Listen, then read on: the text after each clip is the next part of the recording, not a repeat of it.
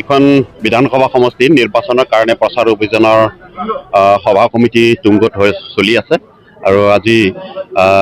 বিশেষভাৱে ইতিমধ্যে দুখন সভা মই উপস্থিত হ'লোঁ বুধৰা আমাৰ প্ৰাথমিক শাখা ইয়াতে ভাৰতীয় জনতা পাৰ্টি আৰু BPF দলৰ গোটেই কৰ্মকৰ্তাসকলে এৰেঞ্জ কৰিছিলে আৰু এইখন পানীখেলিত আমাৰ প্ৰাথমিক শাখা BPF দল আৰু ভাৰতীয় জনতা পাৰ্টিৰ কৰ্মকৰ্তাসকলে এইখনৰ ৰাজহুৱা মিটিং আয়োজন কৰিছিল আৰু ইয়াতে উপস্থিত যথেষ্ট ৰাইজৰ যি উপস্থিতি এইটোও সূচাইছে নিশ্চয় আহি থকা যি বিধানসভা নিৰ্বাচনত আমাক আৰু কোনো ধৰি ৰাখিব নোৱাৰে গতিকে এটা সুন্দৰ বাতাবৰণ সকলোৱে স্বতঃস্ফূৰ্তভাৱে ওলাই আহিছে আৰু আমাৰ সমষ্টিবিলাকত UPPLৰ বহুতো ভোটাৰ ৰাইজ আছিল কৰ্মকৰ্তা আছিল তেখেতসকলে এতিয়া আমাৰ দলত যোগদান কৰি এতিয়া আমি যেহেতু নেশ্যনেল ডেম'ক্ৰেটিক এলায়েন্স হিচাপে অসম চৰকাৰ গঠন কৰিবৰ কাৰণে গৈ আছে ডক্টৰ হেমন্ত বিশ্ব শৰ্মাৰ নেতৃত্বত গতিকে এই চৰকাৰ পক্ষত থাকি পেলাই তেখেতসকলক সহযোগ কৰিবৰ কাৰণে আজি ওলাই অহাটো পৰিলক্ষিত হৈছে